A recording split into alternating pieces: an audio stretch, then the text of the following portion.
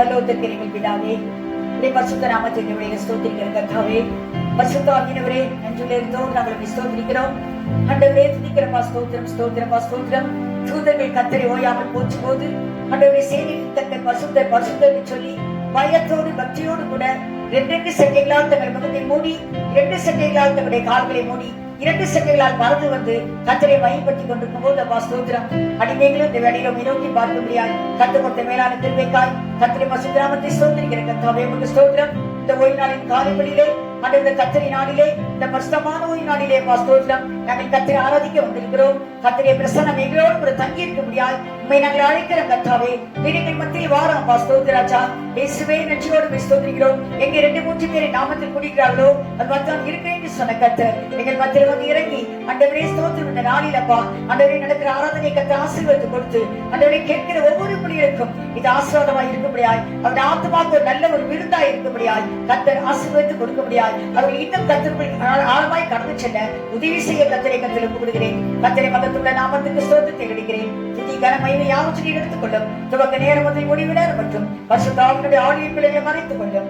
இயேசு கிறிஸ்துவின் நாமத்தில் ஜெபிக்கிறேன் நல்ல பிதாவே, ஆமென். நம்ம பாட்டு புக்கில் உள்ள 265வது பாட்டு ஆராதனை பாட்டு. தேவாதி தேவனை ராஜாதி ராஜனை கர்த்தாதி கர்த்தனை தொழுகிறோம் என்ற பாட்டை பாடுவோம்.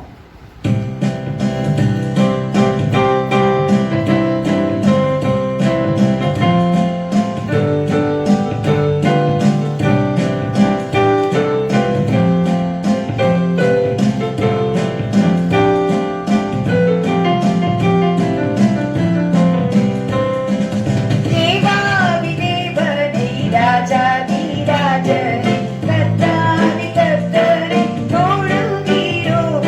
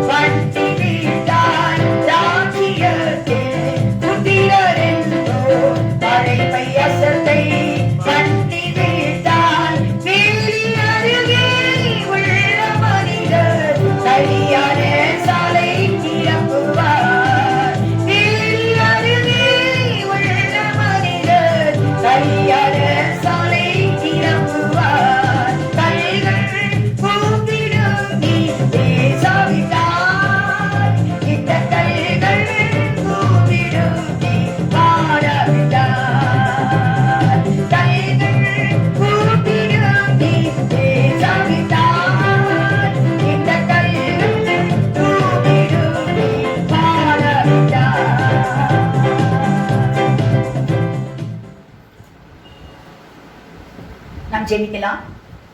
கர்த்தர் இந்த கூட்டத்தை நமக்கு ஆசீர்வதித்து கொடுக்கும்படியால் நான் ஒரு மனதோடு இந்த வேளையில் கர்த்தருடைய பருவத்தை நோக்கி நாம் பார்க்கலாம்.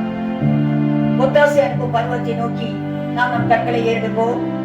கர்த்தர் இந்த நாளிலும் கூட அவருடைய பிரசன்னத்தை நமக்கு கொடுத்து கர்த்தர் இந்த ஆனந்தையை நமக்கு ஆசீர்வதித்து கொடுக்க முடியாது.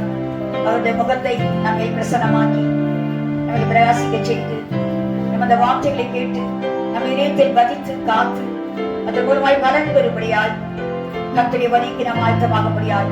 கர்த்தரை ஆசீர்வதிக்கும்படியால் நாம் ஜெபிப்போம். ஸ்தோத்திரமே, உமக்கு ஸ்தோத்திரம், ஸ்தோத்திரம், ஸ்தோத்திரம். எல்லா துதிக்கும் கனத்துக்கும் மகிமைக்கு பாத்திரரா இருக்கிற எங்கள் ஜீவனுள்ள தேவனே, நச்சோடு இந்த வேளையில் நாங்கள் ஸ்தோத்திரிக்கிறோம். கர்த்தாவே பரிசுத்தரே, நாங்கள் ஸ்தோத்திரிக்கிறோம், ஸ்தோத்திரிக்கிறோம், ஸ்தோத்திரம். கர்த்தர் மீண்டுமா எங்களுக்கு ஒரு வார்த்தை கூட்டி கொடுத்து கர்த்தரை ஆராதிக்கும்படியான ஒரு கர்த்தரி நாளை, இந்த மகிமை நாளை கர்த்தருக்கு தந்தபடினால் கர்த்தரை ஸ்தோத்திரிக்கிறோம், ஸ்தோத்திரம். இந்த நாளிலும் கூட மீண்டுமாய் கர்த்தரை பாதத்தில் நாங்கள் வந்து ஆண்டவரே உமக்கு ஸ்தோத்திரம் சரணடையும்படியாய் ஆண்டவரே மரியாதை பெற்றுக்கொண்டு ஒரு நல்ல பங்கை நாங்கள் பெற்றுக்கொள்ள முடியாது. இந்த வேளையில் கர்த்தரை கிருபை செய்தபடினால் நான் கர்த்தரை ஸ்தோத்திரிக்கிறேன். கர்த்தாவே நன்றியோடு நாங்கள் ஸ்தோத்திரிக்கிறோம், ஸ்தோத்திரிக்கிறோம். இந்த நாளிலும் கர்த்தரை கொடுக்கிற ஜீவ வார்த்தைக்காய் கர்த்தரை ஸ்தோத்திரிக்கிறோம். அன்று கர்த்தர் பேதுரை பார்த்து சொல்லியிருப்பா, ஆண்டவரே உமக்கு ஸ்தோத்திரம், ஸ்தோத்திரம், ஸ்தோத்திரம். கர்த்தாவே ஆண்டவரே என்னுடைய வசனங்கள் ஆவியாய் ஜீவனமா இருக்குது சொன்னீரே. ஆண்டவரே துதிக்கிறோம், ஸ்தோத்திரிக்கிறோம். அந்த ஜீவ வார்த்தைகளை கர்த்தர் இந்த வேளையிலே எங்களுக்கு தந்தப்பா, எங்களுடைய ஆத்மாவை மீண்டுமாய் உயிர்ப்பித்து ஆண்டவரே ஜீவன் கொடுத்தப்பா, ஸ்தோத்திரிக்கிறோம். ஆண்டவரே தொடர்ந்து கர்த்தாவே கர்த்தரை கிருபையை நாங்கள் காத்துக்கொள்ள ஆண்டவரே கர்த்தரை வருகை நாங்கள் ஆயத்தமாய் இருக்க ஆவியானவர் எங்களுக்கு சொல்லுகிற காரியங்களை நாங்கள் கேட்டு அதன்படி நடந்து ஆண்டவரே எங்களுடைய ஜீவத்தை ஒரு ஆசீர்வாதமாய் மாற்றிக்கொள்ள முடியாது. கர்த்தர் கிருபை செய்ய முடியாது. உங்களுடைய கர்த்தர்களை ஒப்புக் கொடுக்கிறோம். ஆவியானவரை நன்றோடு ஸ்தோத்திரிக்கிறோம். ஆண்டவரே உமக்கு ஸ்தோத்திரம், ஸ்தோத்திரம். இந்த ஆராதனை பங்கு பெறுகிற ஒவ்வொரு பிள்ளைகளையும் தேவன் ஆசீர்வதியும். கர்த்தரை நாமம் மையப்பட்டும் இந்த ஆராதனை பிள்ளைகளுக்கு ஆசீர்வாதமாய் இருக்கட்டும். கர்த்தருக்குள் கடந்து போவதை செய்யும். கர்த்தருக்கு மட்டுமே துதிகர மகிமை செலுத்துகிறேன். துவக்க நேரம் முதல் முடிவு நேரம் மட்டும் உடைய ஆளுகை பிள்ளைகளை மறைத்துக் கொள்ள ஜெபிக்கிறேன். கர்த்தருக்கு நன்றி செலுத்தி இயேசு கிறிஸ்துவின் மூலமாய் ஜெபிக்கிறேன் ஜீவனுள்ள பிதாவே, ஆமென்.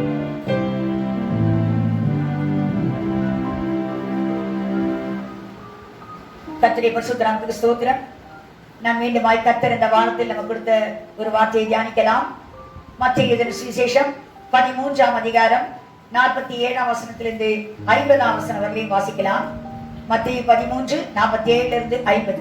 அன்றியும் பரலோக ராஜ்யம் கடலிலே போடப்பட்டு சகல விதமான மீன்களையும் சேர்த்து வாரிக்கொள்ளும் வலைக்கு ஒப்பாயிருக்கிறது.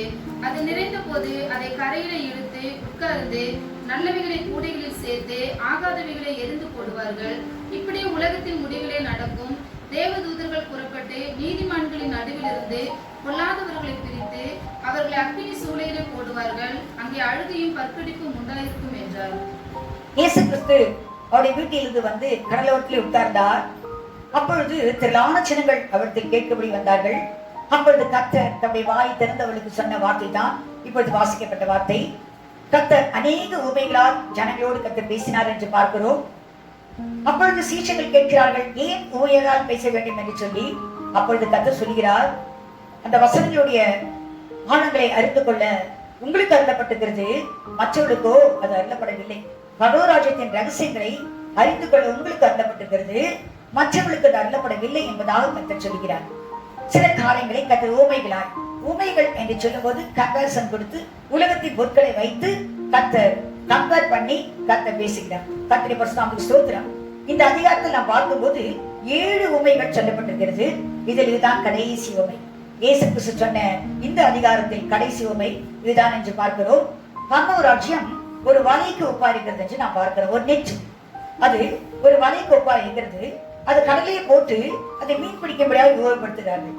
அந்த பரலோகராஜ்யம் ஒரு வலைக்கு ஒப்பா இருக்கிறது. அதில் எல்லா மீன்களும் வந்து விட்டதாம். நல்லது கெட்ட மீன் நல்ல மீன் எல்லா மீன்களும் அதுல வந்து நிறைந்து விட்டது. அது நிறைந்த உடனே அந்த மீன் பிடிக்கிறவர்கள் அதை எடுத்து கரையில வைத்து அதை பிரிக்கிறார்கள். நல்லவைகளை கூடையில் போடுகிறார்கள்.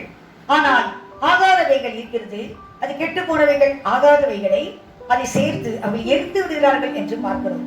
கடலில் அந்த உயிர்த்தினை அந்த மணலிலே அதை எரித்து விட்டு அந்த கூடையில் நல்லவைகளை மாத்திரம் சேர்த்து அந்த கரையில் அதெல்லாம் ஒதுக்கி விடுகிறார்கள். தூக்கி எரியப்படுகிறது என்று பார்க்கிறோம். அந்த சூரிய மணலில், அந்த சூடான மணலில் அந்த தேவையில்லாதவைகள் எல்லாம் எரியப்படுகிறது. உலகத்தின் முடிவு பெறும் காலத்திலே இப்படிப்பட்டதான காரியங்கள் நடக்கும். தேவதூதர்கள் புறப்பட்டு நீதிமான்களை பொல்லாதவர்கள் மத்தியிலிருந்து பிரிப்பார்களாம். பிரித்து இப்படியாக வேறுபடுத்தி அந்த ஆகாதவைகளை அக்கினி சூளையிலே போடுவார்கள். அங்கு அழுகியும் பற்கடிப்பும் உண்டாயிருக்கும் என்று சொல்லி கர்த்தர் சொல்கிறார். கர்த்தரை பரிசுத்த நாமத்துக்கு ஸ்தோத்திரம்.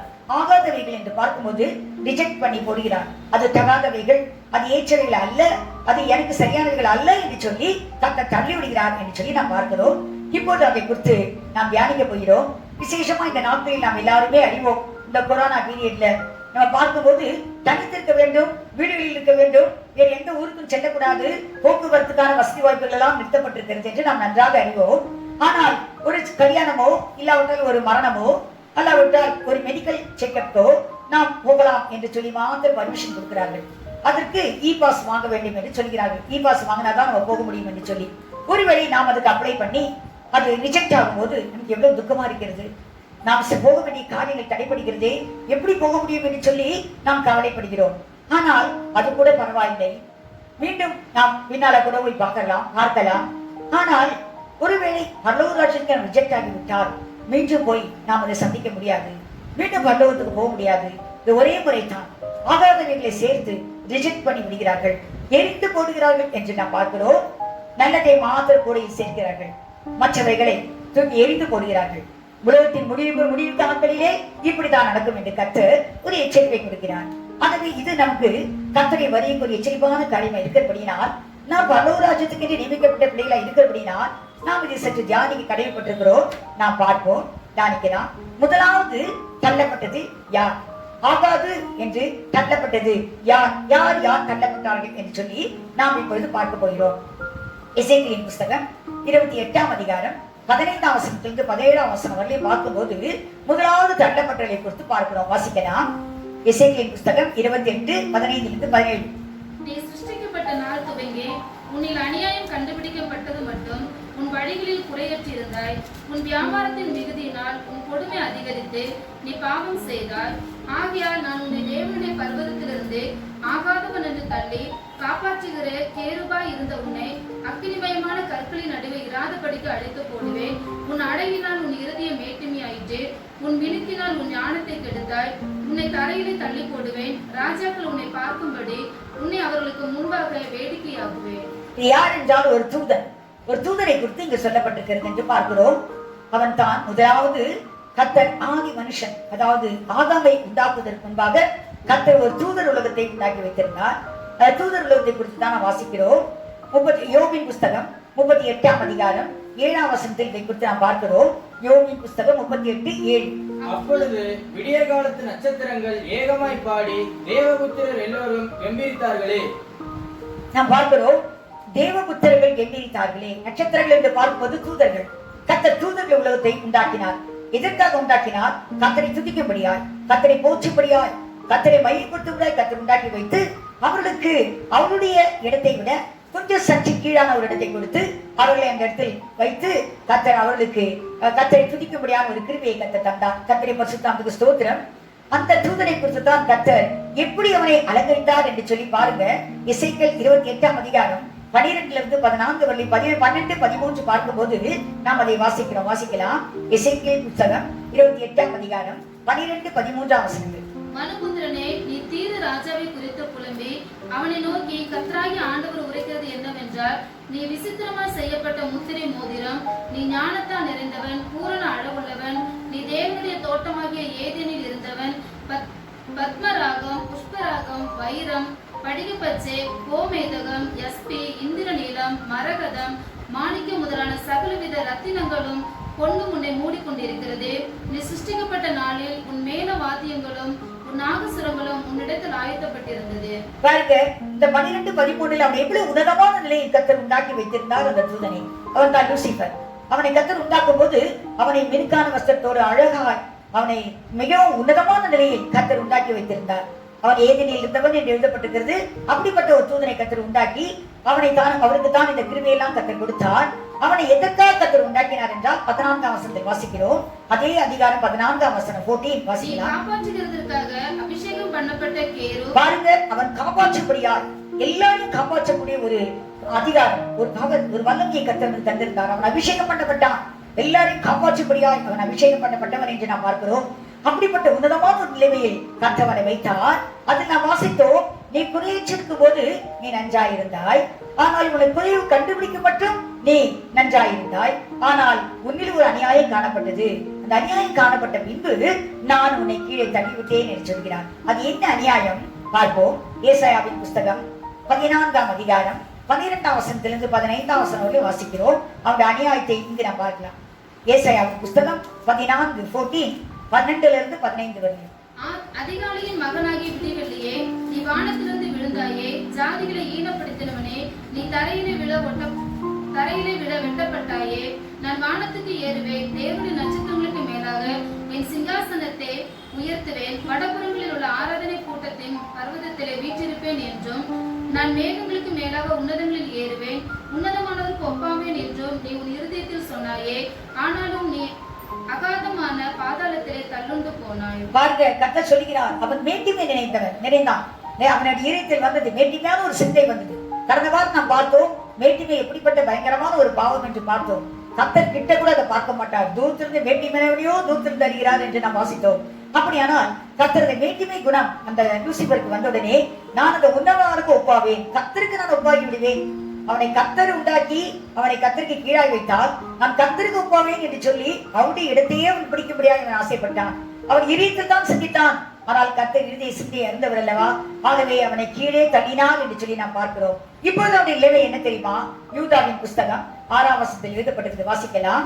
தள்ளப்பட்ட தூதர்கள் அவனோடு கூட சேர்ந்து சில தூதர்களை கர்த்தர் சேர்த்து தள்ளிவிட்டார். அவன் தான் தலைவன். எல்லாம் தள்ளப்பட்ட நிலைமையை பாருங்க. யூதாவின் புஸ்தகம் 6ஆம் வசனம். தங்களுடைய ஆதி மேன்மையை காத்துக் கொள்ளாமல் தங்களுக்குரிய வாசஸ்தலத்தை விட்டுவிட்ட தூதர்களையும் மகா நாளின் நியாயத்தீர்ப்புக்கென்று நித்திய சங்கிலிகளினாலே கட்டி அந்தகாரத்தில் அடைத்து வைத்திருக்கிறார். கர்த்தர் இப்போது அவளை அந்தகாரத்தில் அடைத்து வைத்திருக்கிறார். இருட்டாம் இடத்திலே சங்கிலியினால் கட்டப்பட்டு கர்த்தர் வைத்திருக்கிறார். ஏன் அவளை இப்படி வைத்திருக்கிறார்? நியாயத்தீர்ப்பு நாளுக்கென்று. அவர்களுக்கு ஒரு நிச்சயமாய் ஒரு நியாயத்தீர்ப்பு உண்டு. ஆகவே அதற்காக அவள் காத்துக் கொண்டிருக்கிறாள் என்று பார்க்கிறோம். இங்கு மேட்டிமை சிந்தையை குறித்து நாம் கடந்த வாரத்தில் நன்றாக பார்த்தோம். ஆகவே மேட்டிமையான சிந்தை நம்மிடத்தில் இருக்கக்கூடாது. கர்த்தர் வைத்த இடத்திலே நாம் திருப்தியாய் கர்த்தரை மையப்படுத்த கடமைப்பட்டுகிறோம். எந்த நிலைமையில் இருந்தாலும் நாம் கர்த்தரை மையப்படுத்த வேண்டும், கர்த்தரை ஸ்தோத்திரிக்க வேண்டும். கர்த்தர் அதற்காகத்தான் நம்மை வைத்திருக்கிறார். கர்த்தர் சொல்கிறார், இந்த ஜனத்தை எனக்கு என்று தெரிந்து கொண்டேன், இவர்கள் என் துதியை சொல்லி வரார்கள் என்று சொல்லி நம்மை தெரிந்து கொண்டபடினால், அவரை மையப்படுத்த தெரிந்து கொண்டபடினால் நாம் அவரை மையப்படுத்த வேண்டுமே தவிர எந்த மேட்டிமையான சிந்தையோ எண்ணங்களோ நமக்குள் வரக்கூடாது. இருந்தால் நாமும் ஆகாதவர்களாய் தள்ளப்பட வேண்டிய ஒரு காலம் வந்துவிடும். ஆகவே தான் இந்த சாத்தான் பார்த்தான், அவனுடைய இடத்தில் தான் இன்று கர்த்தர் நம்மை வைத்திருக்கிறார். ஏனென்றால் ஆதாமும் பாவம் செய்தான். இந்த சாத்தான் தள்ளப்பட்டுடனே தான் வந்து ஆதாமை சோதிக்கிறான். ஏவாளையும் ஆதாமையும் பாவத்தில் தள்ளினான். கர்த்தருக்கு விரோதமாய் பாவம் செய்யும்படி கீழ்ப்படியாதபடி அவர்கள் தேவனுக்கும் அந்த தோட்டத்துக்கும் விரோதமாக துரத்தப்பட்டார்கள். அதனால அவர்கள் துரத்தப்பட்ட தேவனுக்கு விரோதமாய் பாவம் செய்து அவர்கள் துரத்தப்பட்ட பின்பு அவன் பாவம் செய்தார்னால கர்த்தர் தேவன் என்ன செய்தார்? யோவான் சுவிசேஷம் 3ஆம் அதிகாரம் 16ஆம் வசனத்தில் எழுதப்பட்டது போல அவர் நம்மேல் வைத்த அன்பினால் மீண்டும் கர்த்தர் தம்முடைய குமாரனை அனுப்பி நம்மை ரட்சிக்க சித்தம் கொண்டார். கர்த்தரை பரிசுத்தத்துக்கு ஸ்தோத்திரம். ஒரு காலம் வந்தது, கர்த்தருக்கு ஒரு பிரியம் வந்தது. பூலோகத்தில் இருக்கிறவர்களையும் பரலோகத்தில் இருக்கிறவர்களையும் ஒன்றாய் கூட்ட வேண்டும் என்று கர்த்தர் தீர்மானித்த அந்த நேரம் வரும்போது தமது குமாரனை, ஒரே பேரான குமாரனை இயேசு கிறிஸ்துவை உலகத்தில் கர்த்தர் அனுப்பி அவருடைய மரணத்துக்கு ஒப்பு கொடுத்து நம்மை விடுவிக்கும்படியால், நாம் செய்த பாவத்திற்கு விடுவிக்கும்படியால் கர்த்தர் நம்மேல் வைத்த அன்பு, அதை நாம் பார்க்கிறோம்.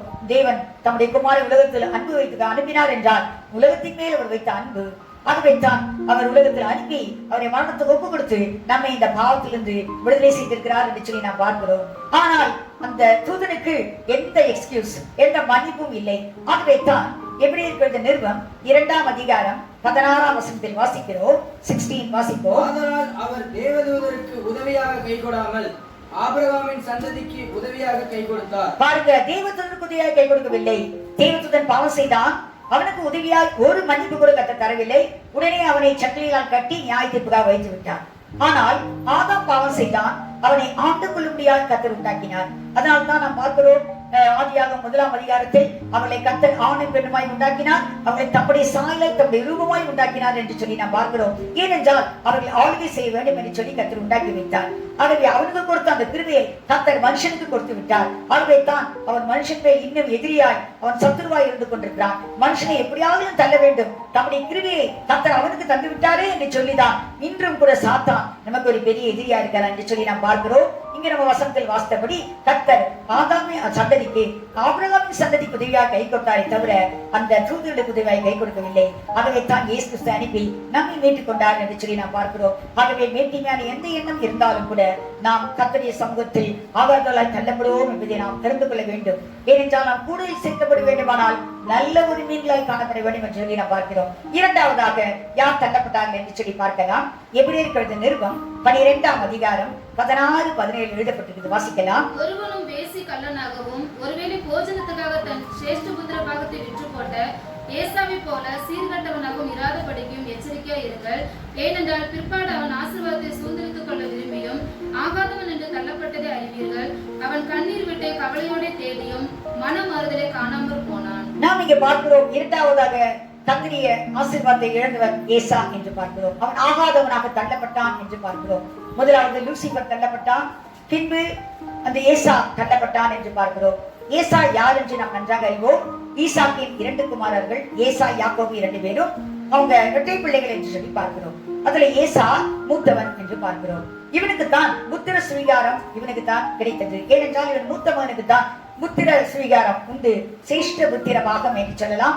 அந்த சிரேஷ்ட புத்திர பாகத்தை கர்த்தர் மூத்த குமாரனுக்கு கொடுக்க சொன்னார். அது பெரிய ஒரு ஆசீர்வாதம். அது எது என்னவென்றால் தகப்பனுடைய 2 பங்கு ஆசீர்வாதம்.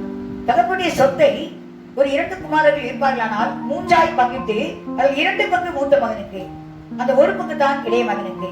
கர்த்தர் அப்படி ஒரு எக்ஸ்ட்ரா ஒரு பங்கு, அதுதான் சிரேஷ்ட புத்திர பாகம் என்று சொல்கிறது. அதை கர்த்தர் ஏசாவுக்கு வைத்திருந்தார். ஆனால் ஏசா அதை அறியவில்லை, அதனுடைய மகத்துவத்தை அறியவில்லை. ஆகவே அவன் அந்த ஆசீர்வாதத்தை இழந்து போய் ஆகாதவனாக தள்ளப்பட்டான் என்று பார்க்கிறோம்.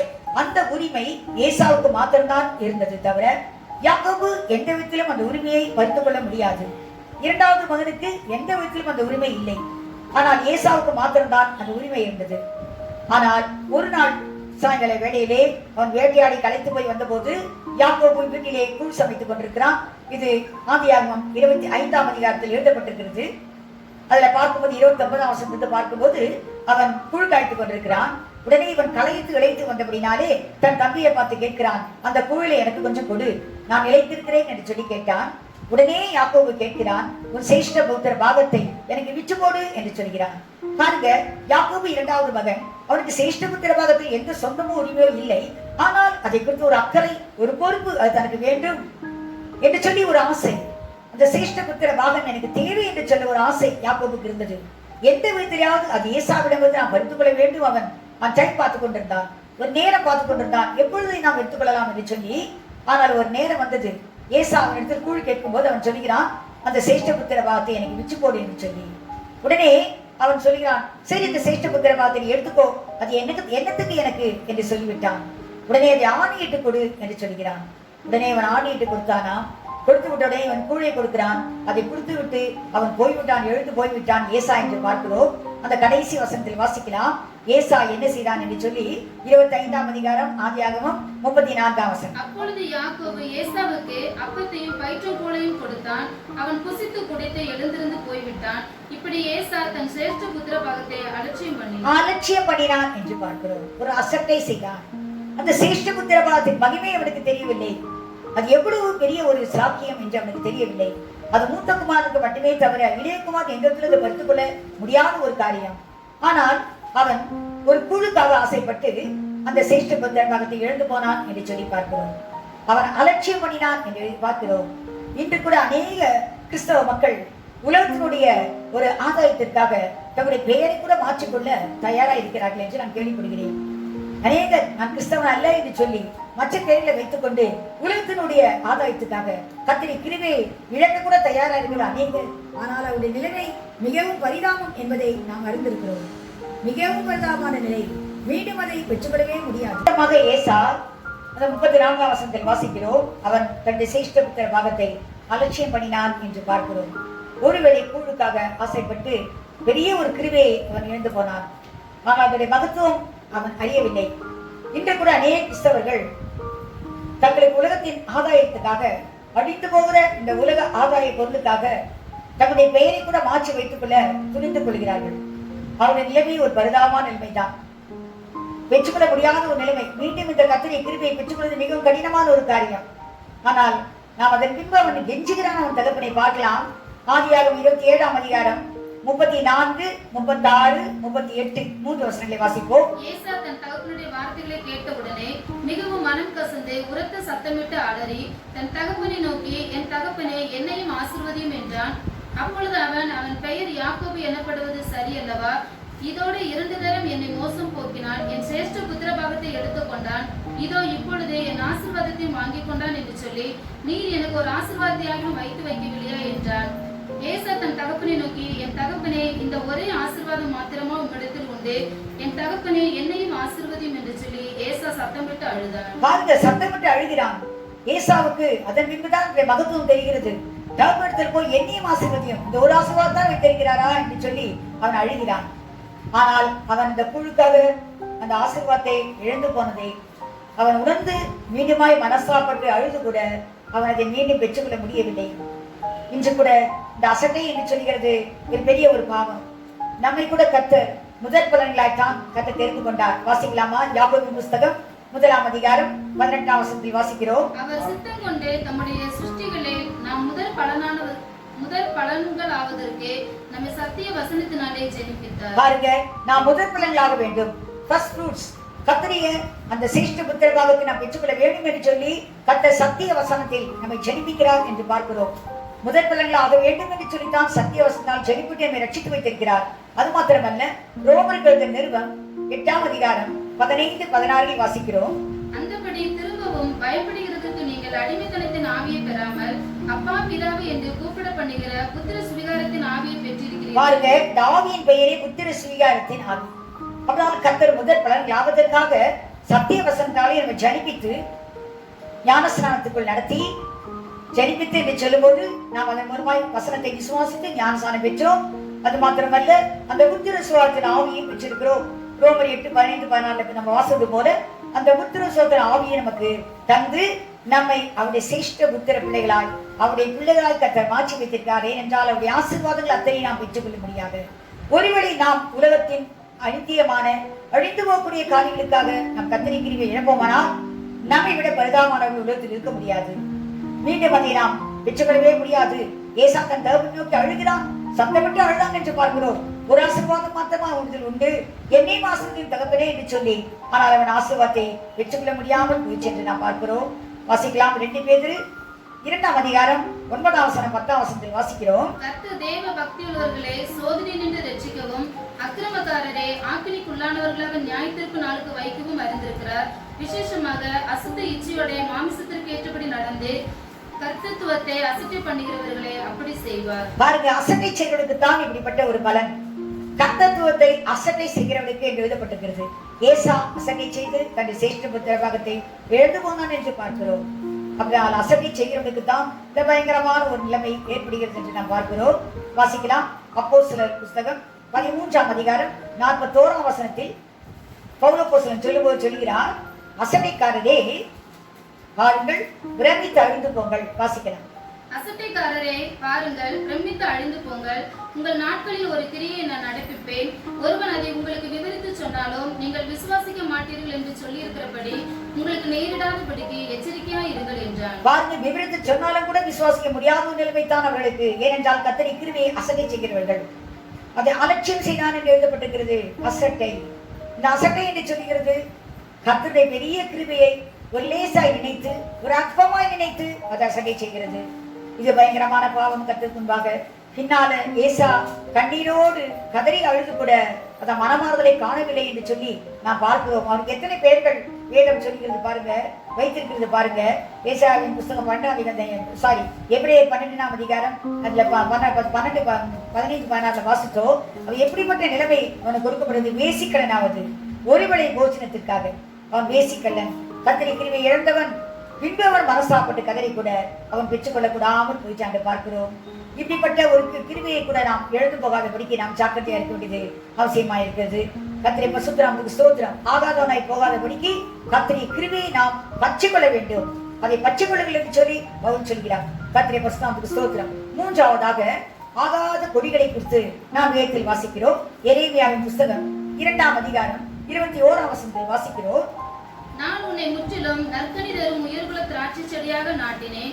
நீ எனக்கு காட்டு திராட்சை செடியின் ஆகாத கொடிகளாய் மாறி போனது என்ன? மூன்றாவது இங்கே நாம் பார்க்கிறோம். இது எந்த கூட்டம் என்றால் யாக்கோபின் சந்ததியாகிய இஸ்ரவேலர். முதலாவது தள்ளப்பட்டவன் தூதன், இரண்டாவது ஏசா, மூன்றாவது யாக்கோபின் சந்ததியாக இஸ்ரவேலை குறித்து நாம் இங்கே பார்க்கிறோம். கர்த்தர் அவர்களை நல்ல உயர்குல திராட்சை செடிகளாய் கர்த்தர் வைத்தாராம். ஆனால் அவர்கள் ஒரு காட்டு திராட்சை கொடியாய் மாறி போய்விட்டார்கள் என்று சொல்லி நாம் பார்க்கிறோம். I had planted you a noble vine, a seed of highest quality என்று பார்க்கிறோம். அப்ப கர்த்தர் ஒரு highest qualityயா கர்த்தர் நம்மை உருவாக்கி வைத்தார் இஸ்ரவேல் ஜனங்களை. ஆனால் அவர்கள் ஒரு காட்டு திராட்சை செடியாய் கொடியாய் அவர்கள் மாறி போகிறார்கள் என்று சொல்லி கர்த்தர் அவரை பார்த்து துக்கப்படுகிறார். காரணம் என்னவென்றால் நாம் கடந்த வார்த்தை பார்த்தோம். 1 கொரிந்தியர் 10ஆம் அதிகாரம் முதல் 10 வசனத்துல முதல் 4 வசனத்தில் வாசிக்கிறோம். அவர்கள் ஞானஸ்நானம் பெற்றவர்கள், அவர்கள் ஆவியை பெற்றவர்கள். ஏனென்றால் அங்கு சொல்லப்பட்டிருக்கிறது அவர்கள் மேகத்தினாலும் சமுத்திரத்தினாலும் ஞானஸ்நானம் பண்ணப்பட்டார்கள் என்று எழுதப்பட்டிருக்கிறது. ஜலத்தினால் பிறந்து ஆவியினால் பிறக்க வேண்டும், பரலோராட்சியம் போக வேண்டுமானால். அதே போல் அவர்களுக்கு அந்த ஜலத்தில் அவர்கள் வந்தது ஞானஸ்நானத்துக்கு ஒப்பாய் இருந்தது. அவர்கள் மேகத்தினாலும் சமுத்திரத்தினாலும் ஞானஸ்நானம் பண்ணப்பட்டார்கள் என்று எழுதப்பட்டிருக்கிறது. மேகம் என்று சொல்லும் போது அந்த மேக ஸ்தம்பம் அவர்களோடு கூட சென்றதே அதுதான் குறிக்கிறது. அப்ப அக்னி ஸ்தம்பம் மேக ஸ்தம்பத்தாலும் அக்னி ஸ்தம்பத்தாலும் மேகம் என்று சொல்லும் போது ஆவியினவரை குறிக்கிறது. அவர்கள் ஜலத்தினாலே அவர்கள் கலந்து வந்தது. அவர்கள் மோசைக்குள்ளாக ஞானஸ்நானம் பெற்றார்கள் என்று எழுதப்பட்டிருக்கிறது. அவர்கள் ஞான போஜனத்தை புசித்தார்கள் என்று எழுதப்பட்டிருக்கிறது. மன்னாவை புசித்தார்கள், ஞான பானத்தை குடித்தார்கள் என்று எழுதப்பட்டிருக்கிறது. அது அவர்களோடு சென்ற ஞான கண்மலையின் தண்ணீரை குடித்தார்கள். அந்த கண்களை அடித்தால் கர்த்தர் அடிக்க சொன்னார் மோசையே, அவன் அடித்தால் அந்த தண்ணியை குடித்து அவர்கள் தாகம் தீர்த்தார்கள் என்று பார்க்கிறோம். இப்படியாக அவர் ரட்சிக்கப்பட்ட பிள்ளைகளாகத்தான் இருந்தார்கள். ஆனாலும் கூட 5வது வசனத்தில் பார்க்கிறோம் கர்த்தர் அவர்களிடத்தில் பிரியமாய் இருக்கவில்லை என்று சொல்லி பார்க்கிறோம். அதனால் அவர்களை கர்த்தர் அழித்தார் என்று பார்க்கிறோம். ஏன் கர்த்தர் பிரியமாய் இருக்கவில்லை? அவர்கள் என்ன செய்தார்கள் என்று சொல்லி பார்க்கும்போது முதலாவது அவர்கள் பொல்லாதவர்களை இச்சித்தார்கள் என்று பார்க்கிறோம். இரண்டாவது 6ஆம் வசனத்தில் பார்க்கிறோம் பொல்லாதவர்களை இச்சித்தார்கள் என்று. 7ஆம் வசனத்தில் பார்க்கிறோம் அவர்கள் புசித்து குடித்து உட்கார்ந்து விளையாடி எழுந்திருந்தார்கள். அதுபோல் நாம் விக்கிரகாராதனைக்காரராய் இருக்கக்கூடாது என்று சொல்லி நாம் பார்க்கிறோம்.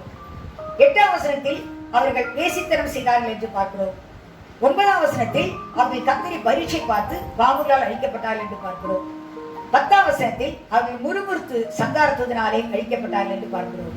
ஆகவே இவர்கள் இப்படி இருந்தபடினால் ரட்சிக்கப்பட்டவர்கள் தான். ஆனால் கர்த்தருக்கு பிரியமில்லாத காரியங்களை துணிகரமாய் செய்தபடினால் கர்த்தர் அவர்களை ஆகாதவர்களாக தள்ளிவிட்டார் என்று பார்க்கிறோம். இதை குறித்து 95ஆம் சங்கீதம் அவருடைய இருதயம் எப்படி இருந்தது பாருங்க. சங்கீதம் 95:10-11 எழுதப்பட்டிருக்கிறது.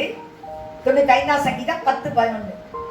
40 வருஷமாய் நான் அந்த சந்ததியை ஆலோசித்து அவர்கள் வழுவி போகிற இருதயமுள்ள ஜனம் என்றும் என்னுடைய வழிகளை அறியாதவர்கள் என்றும் சொல்லி என்னுடைய இளைப்பாறுதலில் அவர்கள் பிரவேசிப்பதில்லை என்று என்னுடைய கோபத்திலே ஆணையிட்டேன். கர்த்தர் கோபமாய் அவளை குறித்து ஆணையிடுகிறார் என்று பார்க்கிறோம். ஏனென்றால் அவர்கள் வழியே போகிற இருதயம். 40 வருஷமாய் கர்த்தர் அவளை பார்த்து அநேக அற்புதங்களை செய்து அவர்கள் கண்முன்பாக காட்டினார், வித்தியாசத்தை காட்டினார், அவர்களுக்கு எகிப்திற்கும் அநேக வித்தியாசங்களை காட்டினார். ஆனாலும் கூட அவர்கள் வழியே போகிற இருதயம் இருந்ததனால் அது ஸ்டெடியா இல்லை. அதை செய்யும் போது கர்த்தரை துதிப்பார்கள், அதன் பின்பு கர்த்தரை மறந்து போவார்கள், கர்த்தர் செய்த காரியத்தை மறந்து போவார்கள். அதுவே கர்த்தர் அவர்களை குறித்து சொல்கிறார், அவர்கள் என் இளைப்பாறுதலில் அவர்களை பிரேசிக்க மாட்டார்கள் என்று சொல்லி என்னுடைய கோபத்தில் நான் ஆணையிட்டேன் என்று கர்த்தர் சொல்லிவிட்டார். இதை குறித்து புதிய ஏற்பாட்டிலும் மீண்டும் பவுல் நமக்கு ஞாபகப்படுத்துகிறார். எபிரேயருக்கு எழுதின நிருபம் 3ஆம் அதிகாரம் 7ஆம் வசனத்திலிருந்து 11ஆம் வசனம் வரை வாசிப்போம். ஆகையால் பரிசுத்த ஆவியானவர் சொல்லுகிறபடியே இந்த அவருடைய சத்தத்தை கேட்பீர்களாகில் வனாந்தரத்திலே கோபம் மூட்டின போதும் சோதனை நாளிலும் நடந்தது போல உங்கள் இருதயத்தை கடினப்படுத்தாதிருங்கள். அங்கே உங்கள் பிதாக்கள் என்னை சோதித்து என்னை பரீட்சை பார்த்து 40 வருஷ காலம் என் கிரிகைகளை கண்டார்கள். ஆதலால் நான் அந்த சந்ததியை ஆலோசித்து அவர்கள் எப்பொழுதும் வழுவி போகிற இருதயமுள்ள ஜனம் என்றும் என்னுடைய வழிகளை அறியாதவர்கள் என்றும் சொல்லி என்னுடைய இளைப்பாறுதலில் அவர்கள் பிரவேசிப்பதில்லை என்று என்னுடைய கோபத்திலே ஆணையிட்டேன் என்றார். கர்த்தர் ஆகவே இஸ்ரவேல் மக்களை கர்த்தர் தள்ளிவிட்டார் என்று பார்க்கிறோம். இந்த வழி போகிற இருதயம் இருந்தபடினால் இஸ்ரவேல் மக்களை கர்த்தர் தள்ளிவிட்டார் என்றால் அவர் சொல்லும்போது ஆகாத திராட்சை கனி கொடியாய் நீ மாறி போனது என்ன என்று கர்த்தர் சொல்கிறார். நற்குல திராட்சை செடியாய் நான் உன்னை நாட்டினேனே, நீ ஆகாத திராட்சை கொடியாய் மாறி போனது என்ன, கசப்பான ஒரு கொடியாய் மாறி போனது என்ன என்று சொல்லி கர்த்தர் கேட்கிறார். ஏசாயாவின் புஸ்தகம் 5ஆம் அதிகாரம் அதுல முதல் 4 வருஷத்துல பார்க்கும்போது கர்த்தர் சொல்கிறார், ஒரு செழிப்பான மேட்டிலே அவருக்கு ஒரு தோட்டம் இருந்ததாம். அந்த தோட்டத்தில் நல்ல திராட்சை விதைகளை கர்த்தர் விதைத்து, நல்ல குவாலிட்டி அந்த விதைகளை கர்த்தர் விதைத்து, அதை அந்த சுற்றிலும் வேலி கட்டி அதுல கல்லுகள் எல்லாம் பொறுக்கி ஒரு ஆலயம் கட்டி நல்ல திராட்சை பழ ரசம் கொடுக்கும் என்று சொல்லி கர்த்தர் காத்திருந்தாராம். ஆனால் அது எப்படி கொடுத்தது தெரியுமா? வாசிக்கலாம். அந்த ஏசாயாவின் புஸ்தகம் 5ஆம் அதிகாரம் அதுல 5லிருந்து 7 வரையும் வாசிப்போம். இப்போதும் நான் என் திராட்சை தோட்டத்துக்கு செய்வதை உங்களுக்கு அறிவிப்பேன். அதன் வேலியை எடுத்து போடுவேன், அது மேய்ந்து போடப்படும். அதன் அடப்பை தகர்ப்பேன், அது மிதியுண்டு போம். அதை பாழாக்கி விடுவேன், அதன் கிளை நறுக்கப்படாமலும் களை கொத்தி எடுக்கப்படாமலும் போவதனால் முச்செடியும் நெரிஞ்சலும் முளைக்கும். அதன் மேல் மழை பெய்யாதபடிக்கு மேகங்களுக்கும் கட்டளையிடுவேன் என்கிறார் சேனைகளின் கர்த்தருடைய திராட்சை தோட்டம் இஸ்ரவேலின் வம்சமே. பாருங்க, சேனைகளின் கர்த்தருடைய திராட்சை தோட்டம் இஸ்ரவேல் ஜனங்கள் தான். அவருடைய மனமகிழ்ச்சி நாற்று யூதாவின் மனுஷரே. அவர் நியாயத்திற்கு காத்திருந்தார், இதோ கொடுமை, நீதிக்கு காத்திருந்தார், இதோ முறைப்பாடு. ஏனென்றால் அவர் காத்திருந்தார் நல்ல திராட்சை கனிகள் கொடுக்கும் என்று, ஆனால் கசப்பான கனி கொடுக்கும் போதுதான் எரேமியா தீர்க்கதரிசி மூலமாய் அதை கதை சொல்கிறார். நமக்கு ஒரு வாசித்தோம், நற்குல திராட்சை செடியாய் உன்னை நான் நாட்டினேனே, நீ எனக்கு ஆகாத திராட்சை கொடிகளை கொடுத்தது என்ன என்று சொல்லி கர்த்தர் கேட்கிறார். கனி என்று சொல்லுகிறது கிரியை என்று பார்க்கிறோம். கனி என்றால் கிரியை. மத்தேயு எழுதின சுவிசேஷம் 7ஆம் அதிகாரம் 20ஆம் வசனத்தில் சொல்கிறார், அந்தந்த மரம் அதனதன் கனிகளால் அறியப்படும் என்று சொல்லி. கனி என்றால் அவருடைய கிரியை. அவர்களிடத்தில் இப்படிப்பட்ட கிரியைகள் காணப்பட்டபடியினால் கர்த்தர் அவளை ஆலோசித்தார். 40 வருஷமாய் கர்த்தர் அவளுக்கு அநேக அற்புதங்கள் செய்து தம்முடைய வல்லமையை காண்பித்தும் அவர்கள் வழி போது இருதயமுள்ள ஜனங்கள் என்று சொல்லி கர்த்தர் கண்டு அவர்கள் இளைப்பாறுதலுக்கு பேசிக்க மாட்டார்கள் என்று கர்த்தர் ஆணையிட்டார் என்று, கோபத்தில் ஆணையிட்டார் என்று நாம் பார்க்கிறோம். ஆகவே தான் யோவான் எழுதின சுவிசேஷம் 1ஆம் அதிகாரம் 11-12 நம்ம வாசிக்கிறோம். அவர் தமது சொந்தமானவர்களே வந்தார், சொந்தமானவர்கள் அவர் ஏற்றுக்கொள்ளவில்லை. இஸ்ரேல் மக்கள் அவர் தள்ளிவிட்டார்கள். அவர்களுக்கு செய்ய வேண்டிய எல்லா காரியங்களையும் கர்த்தர் செய்தார். ஆனாலும் அவர்கள் நல்ல திராட்சை செடியை கனியை கொடாமல் அவர்கள் காட்டு திராட்சை செடியின் கொடியாக காணப்பட்டபடினால் கர்த்தர் அவர்களை தள்ளிவிட்டு அடுத்தது யார் அவர்களை ஏற்றுக்கொண்டார்களோ அவர்களை அவர் சொந்த பிள்ளையாக அதிகாரம் கொடுத்து அவர் ஏற்றுக்கொண்டார் என்று பார்க்கிறோம். அவருக்கு வசனத்தை விசுவாசிக்கிறவர்கள், அவரை விசுவாசி ஏற்றுக்கொண்டவர்களை அவர் பிள்ளைகளாக ஏற்றுக்கொண்டார் என்று சொல்லி நாம் பார்க்கிறோம். இப்பொழுது பார்க்க போகிறோம், எப்படி நாம் அவர் கனி கொடுக்க முடியும், எப்படி இருந்தால் நாம் கனி கொடுக்க முடியும். இயேசு கிறிஸ்து சொல்கிறார், யோவான் சுவிசேஷம் 15ஆம் அதிகாரம் 4ஆம் வசனம், 5ஆம் வசனம், 7ஆம் வசனம் மாத்திரம் வசிப்போம். என்னில் நிலைத்திருங்கள், நானும் உங்களில் நிலைத்திருப்பேன். கொடியானது திராட்சை செடியில் நிலைத்திராவிட்டால் அது தானாய் கனி கொடுக்க மாட்டாதது போல நீங்களும் என்னில் நிலைத்திராவிட்டால் கனி கொடுக்க மாட்டீர்கள். நானே திராட்சை செடி, நீங்கள் கொடிகள். ஒருவன் என்னிலும் நான் அவனிலும் நிலைத்திருந்தால் அவன் மிகுந்த கனிகளை கொடுப்பான். என்னை அல்லாமல் உங்களால் ஒன்றும் செய்யக்கூடாது. அப்போதான் நீங்க பார்க்கிறோம், கர்த்தரில் நிலைத்திருக்க வேண்டும் என்று சொல்லி அவன் எப்படி நிலைத்திருக்க முடியும்? நீங்கள் என்னிலும் என் வார்த்தைகள் உங்களிலும் நிலைத்திருந்தால் நீங்கள் கேட்டுக்கொள்வது எதுவோ அது உங்களுக்கு செய்யப்படும். வார்த்தைகளின்படி நாம் நடக்க வேண்டும். அந்த வார்த்தைகளை நாம் கை கொண்டு அந்த வார்த்தைகளின்படி நாம் நடக்க வேண்டும். அதுதான் கர்த்தரில் நிலைத்திருக்கிறது. கர்த்தர் சொல்கிறார், நீங்கள் என்னிலும் என் வார்த்தைகள் உங்களிலும் நிலைத்திருந்தால் என்று சொல்கிறார். அப்படினால் அவர் சொன்ன வார்த்தையை நாம் கை கொண்டு அதன்படி நடக்கிறது தான் அந்த வார்த்தை அப்படி நடக்கிறது, அவர் நிலைத்திருக்கிறது என்று சொல்லி அர்த்தம். ஆகவே கர்த்தர் நாம் நிலைத்திருக்கும் போதுதான் நாம் கனி கொடுக்க முடியும் என்று சொல்லி நாம் பார்க்கிறோம். ஆகவே நாம் எப்படிப்பட்ட கனிகளை கொடுக்கிறோம்? நாம் நல்ல கனிகளை கொடுக்க வேண்டும் என்று சொல்லி நாம் பார்க்கிறோம். இல்லாவிட்டால் ஆகாதவர்களாக நாம் தள்ளப்படுவோம்.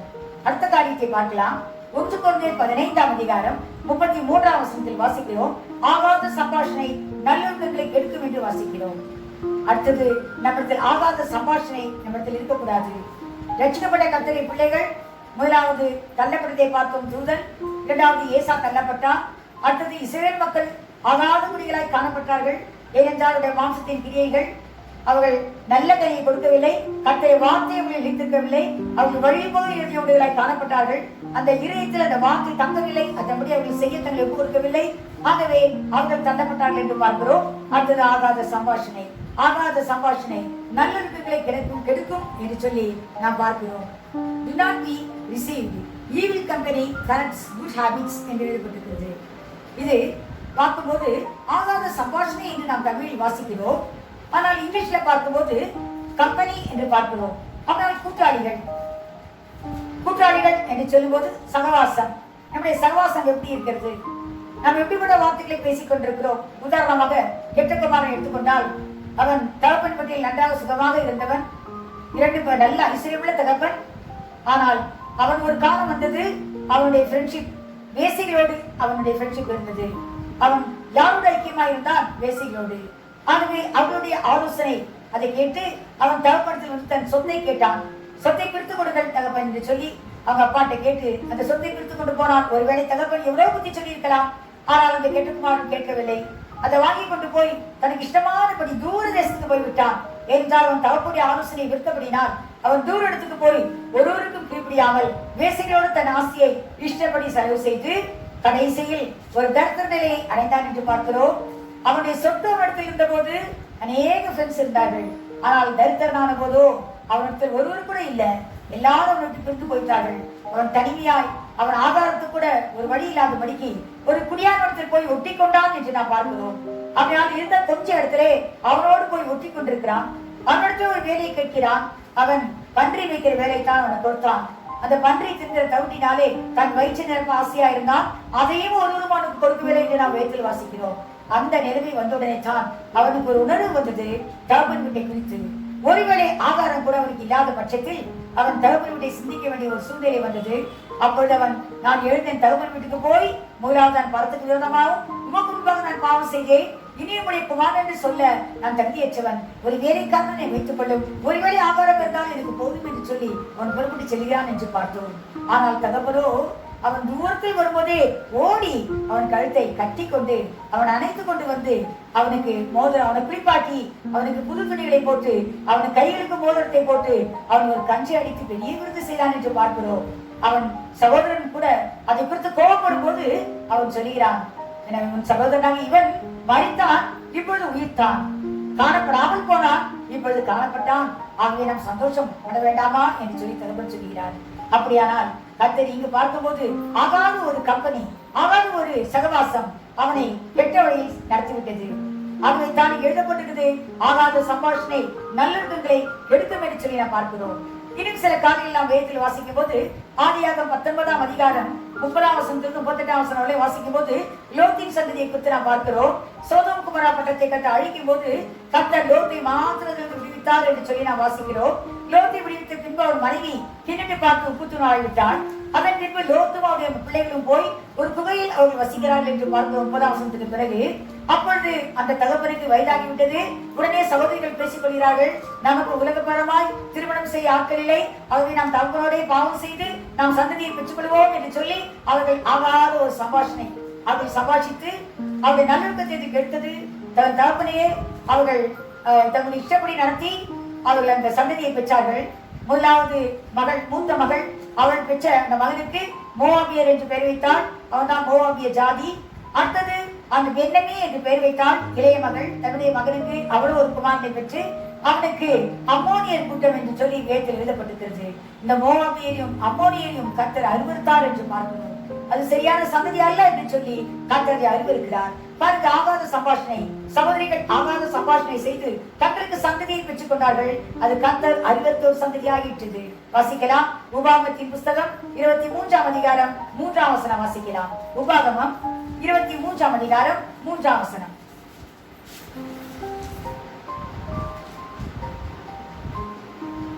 அம்மோனியனும் மோவாபியனும் கர்த்தருடைய சபைக்கு உட்படலாகாது, 10ஆம் தலைமுறையிலும் என்றென்றைக்கும் அவர்கள் கர்த்தருடைய சபைக்கு உட்படலாகாது. பாருங்க, கர்த்தருடைய அருவருத்து வெறுத்து தள்ளினார். அவர் என்றைக்கும் 10ஆம் தலைமுறையிலும் அவர் கர்த்தருடைய சந்ததியில் வரக்கூடாது என்று சொல்லி அப்படிப்பட்ட ஒரு சந்ததியை பெற்றுக் கொண்டார்கள். இந்த ஆகாத ஒரு சம்பாஷணை நல்லொழுக்கத்தை எடுத்து விட்டது அவர்களுக்கு. நாம் இன்னும் பார்க்கிறோம் யூதாஸ் காரியத்து. நாம் எல்லாரும் அறிந்த ஒரு நபர் யூதாஸ் காரியத்து. அவனை முதலாவது அட்ரஸ் பண்ணும்போது லூக்கா சுவிசேஷத்தில் துரோகியான யூதாஸ் காரியத்தில் எழுதப்பட்டிருக்கிறது. சில இடங்களில் அவரை காட்டி கொடுத்த யூதாஸ் காரியத்தில் எழுதப்பட்டிருக்கிறது. ஆனால் அந்த யூதாஸ் காரியத்தை என்ன செய்கிறான் பாருங்க. மத்தேயு சுவிசேஷம் 26ஆம் அதிகாரம் 14ஆம் வசனத்திலிருந்து 16ஆம் வசனம் வரை வாசிக்கலாம். அப்பொழுது 12 ஒருவனாகிய யூதாஸ் காரியோத்து என்பவன் பிரதான ஆசாரியரிடத்திற்கு போய், நான் அவரை உங்களுக்கு காட்டி கொடுக்கிறேன், நீங்கள் எனக்கு என்ன கொடுக்கிறீர்கள் என்றான். பாருங்க, அவன் கேட்கிறான் அதிகாரிகளிடத்தில், நான் அவரை காட்டி கொடுக்கிறேன், நீங்கள் என்ன கொடுப்பீர்கள்? ஒரு கூலிக்காக அவரை காட்டி கொடுக்க முற்பட்டான். அவர்கள் அவனுக்கு 30 வெள்ளிக்காசை கொடுக்க உடன்பட்டார்கள். அது முதல் அவன் அவரை காட்டி கொடுப்பதற்கு சமயம் பார்த்து கொண்டிருந்தான். பாருங்க, கூலியை அவன் பேசி அதை நிர்ணயம் பண்ணி கொண்டு கர்த்தரை காட்டி கொடுக்கிற வேலையை அவன் பார்த்துக் கொண்டிருக்கிறான் என்று பார்க்கிறோம். ஆகாத சம்பாஷணைகள். அவன் இருக்கிற இடம் கர்த்தர் அவனை அழைத்து அப்போஸ்தலர் ஒருவனாக அவனை தெரிந்து கொண்டார். ஆனால் அவனுடைய போக்கு யாரோடு இருக்கிறது பாருங்க. கர்த்தருக்கு விரோதமாய் அவரை காட்டி கொடுக்க முடியாது அவன் புறப்பட்டு செல்கிறான். லூக்கா எழுதின சுவிசேஷத்தில் இன்னும் அழகாக போடப்படுகிறது, வாசிக்கலாம். லூக்கா எழுதின சுவிசேஷம் 23ஆம் அதிகாரம் 1ஆம் வசனத்திலிருந்து 6ஆம் வசனம் வரை வாசிப்போம். லூக்கா 23 முதல் 6 வசனங்கள். லூக்கா 22ஆம் அதிகாரம். பஸ்கா என்னப்பட்ட புளிப்பில்லாத அப்ப பண்டிகை சமீபமாயிற்று. அப்பொழுது பிரதான ஆசாரியரும் வேத பாரகரும் அவரை கொலை செய்யும்படி யோசித்து ஜனங்களுக்கு பயப்பட்டபடியினால் எவ்விதமாய் அப்படி செய்யலாம் என்று வகை தேடினார்கள். அப்பொழுது 12 ஒருவனாகிய ஸ்காரியோத்து என்னும் மறுபேர் கொண்ட யூதாசுக்குள் சாத்தான் புகுந்தான். பாருங்க, அந்த நேரத்தில் சாத்தான் புகுந்தான் அவனுக்குள். அவள் பிரதான ஆசாரியர்களிடத்திலும் சேனை தலைவர்களிடத்திலும் போய் அவரை காட்டி கொடுக்கும் வகையை குறித்து அவர்களோட ஆலோசனை பண்ணினான். அவர்கள் சந்தோஷப்பட்டு அவனுக்கு பணம் கொடுக்க உடன்பட்டார்கள். அதற்கு அவன் சம்மதித்து ஜன கூட்டமில்லாத வேளையில் அவரை அவர்களுக்கு காட்டி கொடுக்கும்படி சமயம் தேடினான். அவன் சமயம் பார்த்து கொண்டிருக்கிறான். அவனுக்குள் சாத்தான் புகுந்தவுடனே அவன் ஆலோசனைக்கு போகிறான். அவர் திரும்பி கேட்கிறான், நீ எனக்கு பணம் கொடுக்க, நான் அவளை காட்டி கொடுக்கிறேன். அதன் மீது அவன் சமயம் பார்த்து கொண்டிருக்கிறான். ஆகாத சம்பாஷணைகள், ஆகாத கூட்டத்தோடு நம்முடைய சம்பாஷித்தோமானால் நம்முடைய ஜீவியம் கெட்டு போகும். கடைசியில் யூதாஸ் காரியத்தை நிலைமையை நாம் அறிவோம். அவன் உணர்ந்தான், குற்றமில்லாத ரத்தத்தை நான் காட்டி கொடுத்தனே என்று சொல்லி இயேசு கிறிஸ்து மரித்த பின்பாடு உணர்கிறான். ஆனாலும் வழி இல்லை. அவர்கள் சொல்லிவிட்டார்கள், அது உன்பாடு, எங்களுக்கு என்ன என்று சொல்லிவிட்டார்கள். உடனே அந்த வெள்ளிக்காசை அந்த ஆலயத்தில் எடுத்து விட்டு அவன் நான்கு கொண்டு செத்தான் என்று பார்க்கிறோம். அவருடைய முடிவை பாருங்க. ஏனென்றால் ஆகாத சம்பாஷணை நல்லொழுக்கங்களை கெடுத்துவிடும். புதிய ஏற்பாடு அப்போஸ்தலர் 5ஆம் அதிகாரத்தில் இன்சென்ஸ் வாசிக்கிறோம். விசுவாசிகள் தான் அனனியா சப்பீராள், சபையில் நல்ல விசுவாசிகள் எல்லாரும் தங்களுடைய சொத்தை விற்று அப்போஸ்தலருடைய பாதத்தில் வைத்தார்கள். இவர்களும் ஆசைப்பட்டு கர்த்தருக்கு ஒரு காணிக்கை கொடுக்க வேண்டும் என்று சொல்லி தங்கள் சொத்தை விற்றார்கள். ஆனால் விற்றுவிட்ட பின்பு அதை அவர்களுக்கு கொஞ்சம் தேவை என்று சொல்லி கொஞ்சம் எடுத்துக்கொண்டார்கள். அது எந்த தவறும் இல்லை. அவர்கள் எடுத்து வைத்து விட்டு மீதியை கொண்டு போய் பேதியிடம் கொடுத்திருக்கலாம்.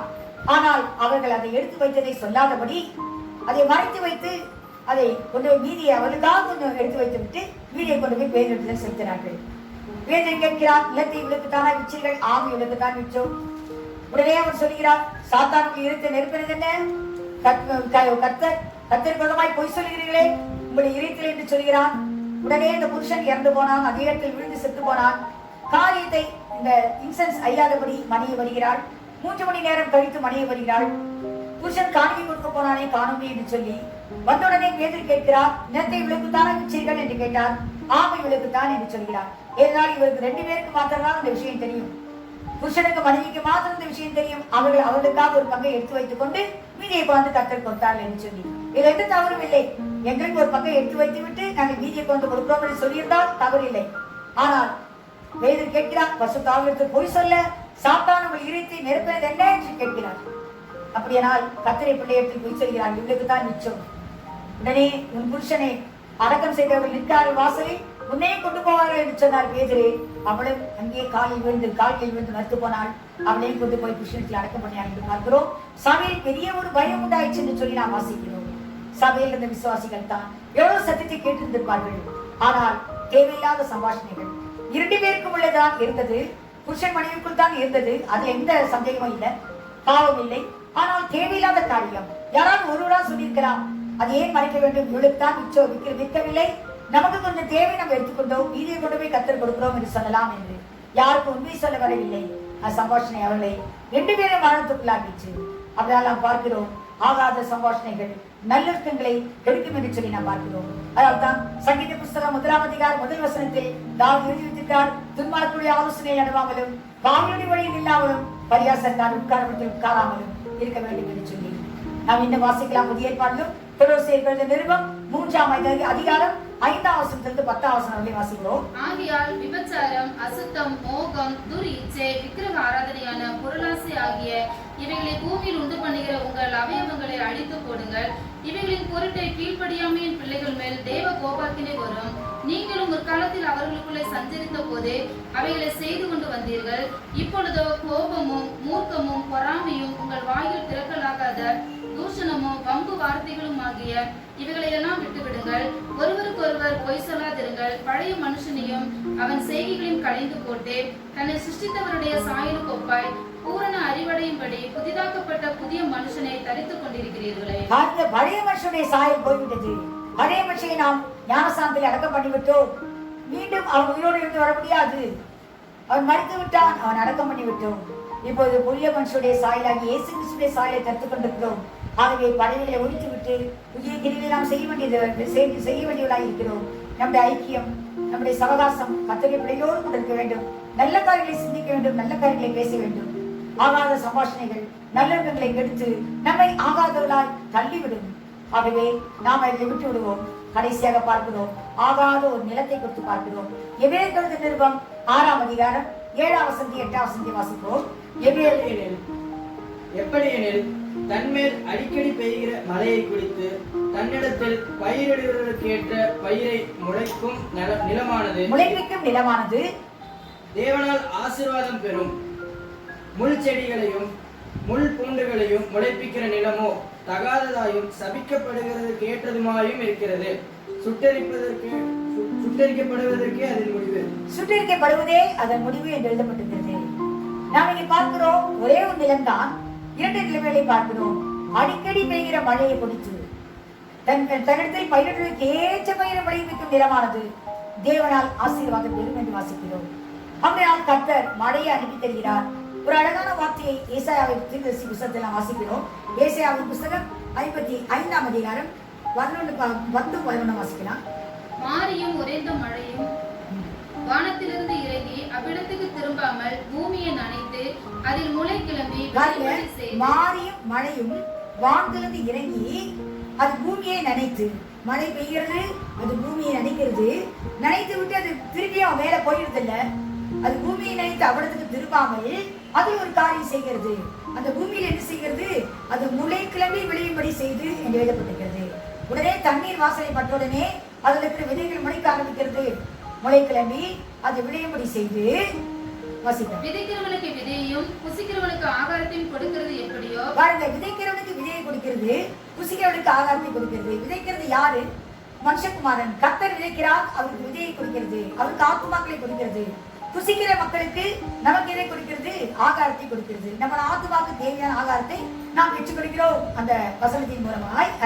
அப்படியே என் வாயிலிருந்து புறப்படும் வசனமும் இருக்கும். அப்படியே என் வாயிலிருந்து போகிற வசனமும் இருக்கும். அது வெறுமையா என்னிடத்திற்கு திரும்பாமல் அது நான் விரும்புகிறதை செய்து நான் அதை அனுப்பின காரியமாகும்படி வாய்க்கும். எவ்வளவு அழகான வசனம் பாருங்க. கர்த்தர் அவர் விரும்பினதை அந்த வசனம் செய்யுமா? அந்த வசனம் வெறுங்காய் திரும்பாது. கர்த்தர் எந்த நோக்கத்தோடு அந்த வசனத்தை அனுப்பி தருகிறாரோ அந்த நோக்கத்தை அது நிறைவேற்றும். அந்த ஆத்மாவை சமைத்து, அந்த ஆத்மாவை மந்திரம் செய்து, அந்த ஆத்மாவை சீர்படுத்தி, அந்த ஆத்மாவை ஒரு நல்ல ஒரு விசுவாசியாக நிறுத்தும். கர்த்தர் அனுப்பின காரியமாகும்படி அது வாய்க்கும் என்று எழுதப்பட்டிருக்கிறது. ஆகவே தான் நாம் வாசிக்கிறோம், கர்த்தர் அந்த வார்த்தையை அடிக்கடி பெய்கிற மழையை குறித்து. அப்ப கர்த்தர் வசனத்தை மழையை போல அனுப்புகிறார்.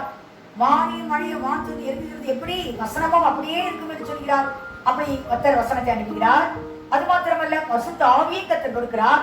முன்மாறி பின்மாறி பெய்ய செய்கிறார். யாக்கோபின் புத்தகம் 5ஆம் அதிகாரம் 7ஆம் வசனம் வாசிக்கலாம். இப்படி இருக்க சகோதரரே, கர்த்தர் வரும் அளவும் நீடிய பொறுமையாய் இருங்கள்.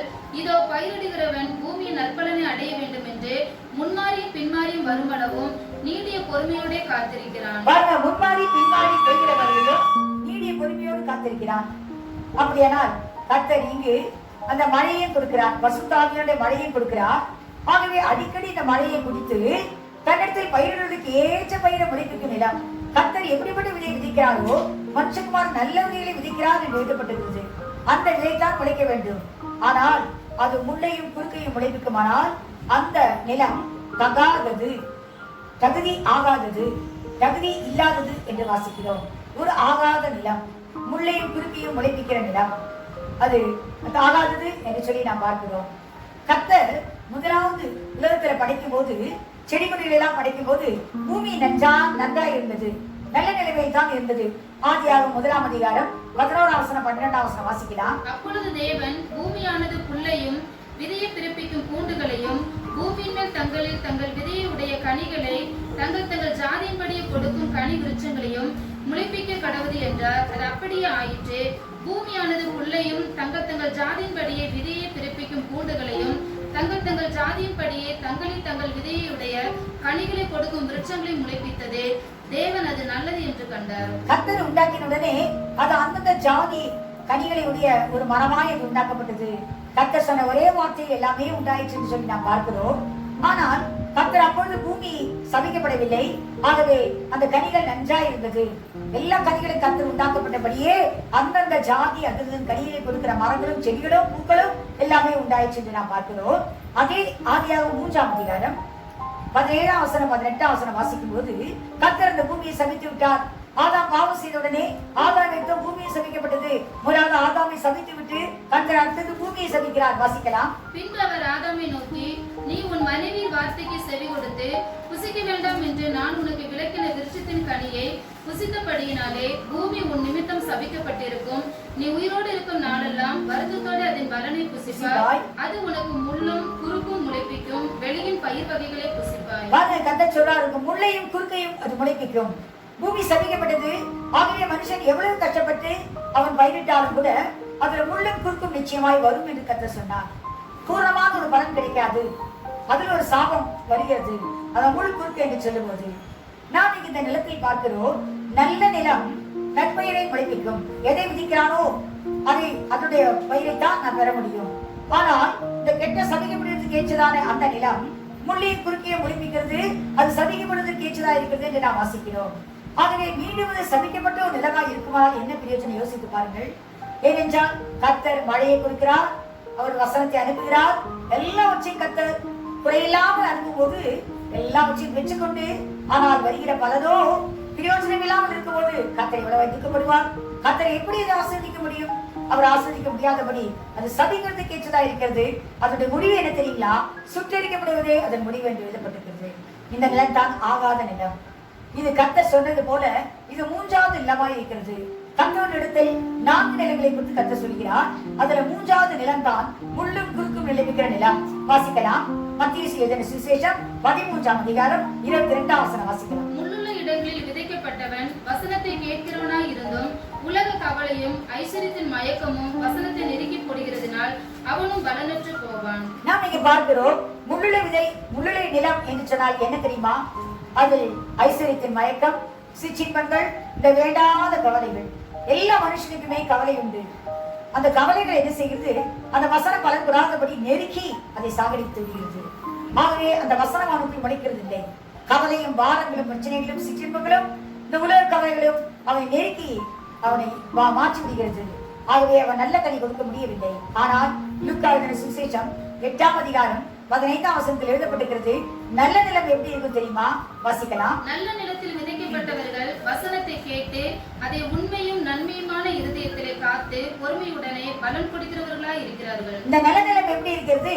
உண்மையும் நன்மையுமான நிலம் என்று எழுதப்பட்டிருக்கிறது. அதுல எப்படி உண்மையும் நன்மையும் வந்தது? அந்த வசனம் கேட்கிற வசனத்துக்கு அந்த இருதயம் உண்மையா இருக்கிறது. கர்த்தர் கொடுக்கிற அந்த வசனத்தை வாங்கி அதை உட்கொண்டு அந்த வசனத்துக்கு ஒரு சாட்சியாய் அந்த வசனத்தை கை கொண்டு நடக்கக்கூடியதாய் காணப்படுகிறது. அது என்ன வேண்டும்? உணர்வு மிகவும் அவசியம். அது உணரக்கூடிய உணர்வு. அந்த யோபுக்கு அந்த உணர்வு இருந்தது பாருங்க.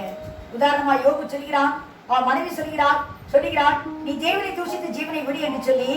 அப்பொழுது யோபு சொல்கிறான், கர்த்தத்தில் நன்மையை பெற்று நாம் தீமையை அனுபவிக்க வேண்டாமா? நன்மை பெறும்போது மாத்திரம் கர்த்தரை மையப்படுத்துகிறோமே, தீமையை பெறும்போது கர்த்தரை தூஷிக்கலாமா? அவரால் நன்மை செய்தாலும் தீமை செய்தாலும் எது வந்தாலும் கர்த்தரை நாம் மையப்படுத்தத்தான் வேண்டும் என்று சொல்கிறார். இதுதான் உணர்வுள்ள ஒரு இருதயம். கர்த்தர் நன்மை பெற்ற நாம் எப்படி தீமையை கூட நன்மையா மாற்றுகிற தேவனாச்சே அவர். அப்படி இருக்கும்போது எப்படி அவர் தீமை செய்வார்? அவருடைய பிள்ளைகளுக்கு அது நன்மை தான் செய்வார். ஆகவே அவருடைய மையத்தான் நாம் படுத்த வேண்டும் என்று சொல்லி தன் மனைவிக்கு சொல்கிறார். அதான் உண்மையும் நன்மையுமான ஒரு இதயம். அந்த இதயத்தில் விதிக்கப்பட்ட வசனம் எப்படி தெரியுமா இருக்கிறது? 100ஆக பலன் கொடுக்குது என்று சொல்லி வேத வாக்கியம் சொல்லுகிறது. சங்கீதக்காரன் சொல்கிறார், 119 சங்கீதம் 34 வசனத்தில் சொல்கிறார், எனக்கு உணர்வை தாரும். வாசிக்கலாம். 119 சங்கீதம் 34 வசனம். எனக்கு உணர்வை தாரும், அப்பொழுது நான் உமது வேதத்தை பற்றி கொண்டு என் முழு இதயத்தோடும் அதை கை கொள்ளுவேன். பாருங்க, நான் வேதத்தை பற்றிக் கொள்வேன், என் முழு இதயத்தோடு அதை கை கொள்வேன். அந்த வசனை நான் கை கொள்வேன். அதை கை கொள்ளக்கூடிய உணர்வு எனக்கு அவசியம். அநேக முறை உணர்வு இல்லாமல் போய் விடுகிறது. சில சமயங்களில் நாம் உணர்வடைகிறோம், சில சமயங்களில் அந்த உணர்வு இல்லாமல் நாம் அந்த வசனத்தை அசட்டை செய்கிறோடா இருக்கிறோம். ஆகவே தான் அந்த தாவீது சொல்கிறான், நீங்க எப்போதுமே உணர்வு வேண்டும் ஆண்டவரே, ஏனென்றால் அந்த வேதத்தை பற்றிக் கொள்ள வேண்டும், அந்த வேதத்தை நான் நடக்க வேண்டும்.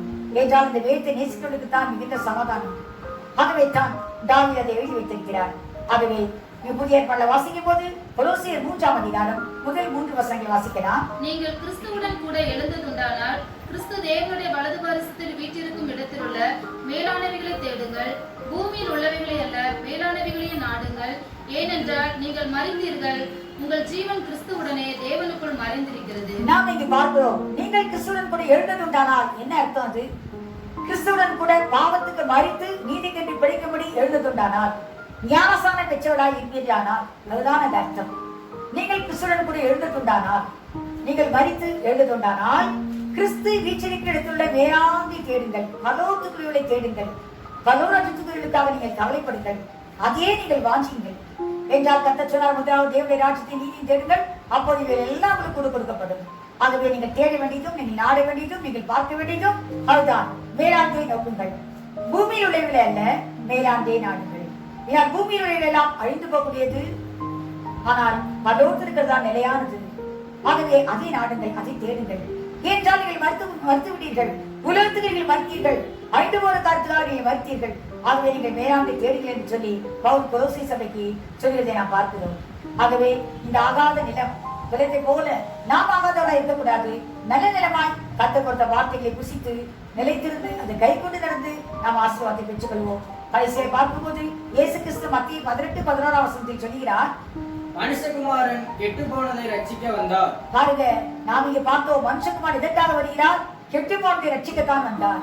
கெட்டு போய் இருக்கிறது நாம் வாசித்தோம், நல்லவர்களை கூட சேர்க்கிறார்கள், ஆகாதவர்களை எரிந்து போடுகிறார்கள் என்று சொல்லி, ஒருவரும் எரியப்பட கூடாது என்று சொல்லி கர்த்தர் அப்படிப்பட்டவர்களை ரட்சிக்கத்தான் இயேசு கிறிஸ்து வந்தார். லூக்கா எழுதின சுவிசேஷம் 19ஆம் அதிகாரம் 10ஆம் வசனத்தில் வாசிக்கிறோம், இழந்து போனதை தேடவும் ரட்சிக்கவுமே மனுஷகுமாரன் வந்திருக்கிறார் என்றார். பாருங்க, இழந்து போனதை தேடவும், எது இழந்து போயிருக்கிறதோ, கர்த்தர் அறியாமல் இருக்கிறதோ அவையெல்லாம் தேடி கண்டுபிடித்து ரட்சிக்கத்தான் கர்த்தர் வந்தார் என்று எழுதப்பட்டிருக்கிறது. இயேசு கிறிஸ்து ரட்சிக்க உலகத்துக்கு வந்தவர். ஆனால் அந்த நாட்டில் இருந்த ஜனங்கள் இயேசு கிறிஸ்துவை ஏற்றுக்கொள்ளவில்லை, தேவனுடைய குமாரனை ஏற்றுக்கொள்ளவில்லை. வேத பாரகர், நியாயசாஸ்திரிகள், பரிசேயர் இவர்கள் கர்த்தரிடத்தில் குற்றம் கண்டுபிடித்தார்கள். அவர் வாயை திறந்தாலே என்ன சொல்வார், குற்றம் கண்டுபிடிக்கலாம் என்ற நோக்கத்தோடு குற்றம் கண்டுபிடித்தார்கள். பின்பு அவரை கொலை செய்ய தேடினார்கள். அவரை மலை மேல் இருந்து அநேக முறை தள்ள பார்த்தார்கள். அவர் மரித்து போக வேண்டும் என்று சொல்லி யோவான் சுவிசேஷம் 8ஆம் அதிகாரம் 59ஆம் வசனத்துல அவரை கல்லெறிந்தார்கள் என்று பார்க்கிறோம். கல்லெறிந்து கொண்டு விடுவோம் என்று சொல்லி அவரை பிரயாசப்பட்டார்கள். அவரை ஏற்றுக்கொள்ளவில்லை. ஆகவே அவர்கள் அந்த மரணத்திலும் கூட அவரை சிலுவையில் அறையும்போது கூட அந்த பிலாத்து கேட்கிறான், உங்களுக்கு நான் யாரை விடுதலையாக்க வேண்டும் என்று சொல்லி, பரபாசை விடுதலையாக்கும், இயேசுவோ சிலுவையில் அறையும் என்று சொல்லி சத்தமிட்டார்கள். அந்த ரத்தமொழி எங்கள் மேலும் எங்கள் பிள்ளைகள் மேலும் இருக்கட்டும் என்று துணிகரமாய் சொன்னார்கள். ஆனால் தான் கர்த்தர் தள்ளப்பட்ட ஒரு கல்லாய் வந்தார் என்று வேதத்தில் நாம் வாசிக்கிறோம். 118ஆம் சங்கீதம் 22-23ஆம் வசனத்தில் வாசிக்கலாம், ஆகாது என்று தள்ளின கல்லே மூளைக்கு தலைக்கல் ஆயிற்று, அது கர்த்தராலே ஆயிற்று, அது நம்முடைய கண்களுக்கு ஆச்சரியமா இருக்கிறது. அந்த ஆகாத கல் யார்? அவர் தான் இயேசு கிறிஸ்து. அவர் வந்தது ரட்சிக்க வந்தார். ஜனங்கள் அவர் ஏற்றுக்கொள்ளாமல் ஆகாதவராய் தள்ளிவிட்டார்கள். ஆகவே அவர் சொல்கிறார், ஆகாத ஒரு கல்லாய் அவர் ஆனார். ஏன் ஆகாதவராய் ஆனார்? நம்மை உபயோகமுள்ளவராய் மாற்றத்தான் கர்த்தர் ஆகாதவராய் வந்தார். ஆகாதவராய் தள்ளப்பட்டார். நம்மை எழுந்து போகாதபடி, நம்மை ரட்சிக்க, நாம் காணாமல் போன நம்மை ரட்சித்து நம்மை கூடையில் சேர்க்கும்படியாய்த்தான் கர்த்தர் ஆகாதவராய் வந்தார். ரட்சிக்கத்தான் வந்தார். ஆனால் ஆகாத கல்லாய் அவர் தள்ளப்பட்டது நோக்கம். ஏனென்ற நிந்தை அவருக்கு நம்மை ரட்சிக்கத்தான், நம்மை குடியில் சேர்க்கத்தான். வாசிக்கலாம். மத்திய எழுதின சுவிசேஷத்திலும் இதே வசனத்தை இயேசு கிறிஸ்து சொல்கிறார். 21ஆம் அதிகாரம் 42ஆம் வசனம் வாசிக்கலாம். இயேசு அவர்களை நோக்கி, வீடு கட்டுகிறவர்கள் ஆகாதென்று தள்ளின கல்லே மூளைக்கு தலைக்கல் ஆயிற்று, அது கர்த்தராலே ஆயிற்று, அது நம்முடைய கண்களுக்கு ஆச்சரியமா இருக்கிறது என்று நீங்கள் வேதத்தில் ஒரு காலம் வாசிக்கவில்லையா? நாம் இப்போது வாசிக்கவே 118ஆம் சங்கீதம் 22, 23 அதுதான் கர்த்தர் இங்கே நினைவுபடுத்துகிறார். நான் வேதத்தில் வாசிக்கவில்லையா என்று இயேசு கிறிஸ்து சொல்கிறார். ஆகவே அந்த ஆகாத கல்லாய் அவர் தள்ளப்பட்டவராய் உலகத்துக்கு வந்தார். ஆனால் தேவன் அவரை 3ஆம் உயிரோடு எழுப்பினார். உயிரோடு எழுப்பி இன்று நாம் எல்லாரும் காணும்படியால் கர்த்தர் நமக்கு ஒரு ஆசீர்வாதமாய் கர்த்தர் வைத்திருக்கிறார். அவரால் தான் நமக்கு ரட்சிப்பு கிடைக்கிறது. அதைத்தான் பேதுரு, அப்போஸ்தலனாகிய பேதுரு அங்கே எழுதி வைத்திருக்கிறார். அப்போஸ்தலர் 2-4ஆம் அதிகாரத்தில் 11-12ஆம் வசனத்தில் பார்க்கிறோம். அவருடைய நாமே இல்லாமல் ரட்சிக்கப்படுவதற்கு வேறொரு நாமம் அருளப்படவில்லை என்று எழுதப்பட்டிருக்கிறது. வாசிக்கலாம். அவராலே அன்றி வேறு ஒருவராலும் ரட்சிப்பு இல்லை. நாம் ரட்சிக்கப்படும்படிக்கு வானத்தின் கீழெங்கும் மனுஷருக்குள்ளே அவருடைய நாமமே அல்லாமல் வேறொரு நாமம் கட்டளையிடப்படவும் இல்லை என்றார். பாருங்க, வேறொரு நாமம் கட்டளையிடப்படவே இல்லை. கர்த்தருடைய நாமம் மாத்திரம்தான் ரட்சிப்புக்கு. ஆகவே அவரை நோக்கி பார்த்தால் மாத்திரம்தான் நமக்கு ஒரு பாதுகாப்பு. இந்த உலகத்தில் ஆத்மாவுக்கும் பாதுகாப்பு, நம்முடைய சரீரத்துக்கும் ஒரு பாதுகாப்பு. ஆகவே தான் நாம் வாசிக்கிறோம். எரேமியா சொல்கிறார். எரேமியா 12ஆம் அதிகாரம் 1 வசனத்தில் ஆகாதவர்களின் வழி வாய்க்கிறது என்று சொல்கிறார். ஒருவேளை ஆகாத ஜனங்களுடைய வழி வாய்க்கலாம், உலகத்தில் அவர்கள் நன்றாக இருக்கலாம். நீ கர்த்தரை பயிலை கூட அதிக சந்தேகங்கள் வரலாம். கர்த்தரை தேடாதவன் கூட நன்றா இருக்கிறானே, அவனுக்கு எந்த குறையும் இல்லையே, நான் கர்த்தரை தேடுகிறேனே, ஏன் எனக்கு இந்த நிலைமை என்று சொல்லலாம்.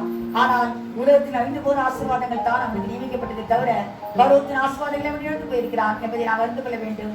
ஒரு உலகத்தில் நாம் தரிசனம் இருந்தாலும் பரலோகத்தை சொந்தரிகளாய் கர்த்தர் தெரிந்து கொண்டிருக்கிறார் ஒவ்வொருவரையும்.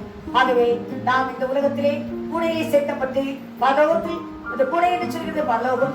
ஆகவே கர்த்தர் உலகத்தின் கடைசி நாட்களிலே தேவதூதர்கள் வந்து அந்த பொல்லாதவர்கள் நடுவில் இருந்து நீதிமான்களை பிரிப்பார்கள். அவர்கள் பரலோகத்துக்கு கூடையில் சேர்க்கப்படுவார்கள்.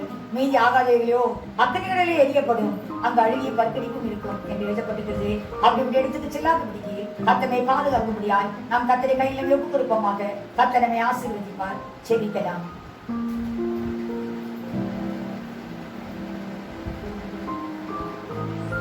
பரலோகத்தின் பிதாவே, பரிசுத்த நாமத்துக்கு ஸ்தோத்திரம் எடுக்கிறப்பா. ஸ்தோத்திரம் ஸ்தோத்திரப்பா ஸ்தோத்திரம்.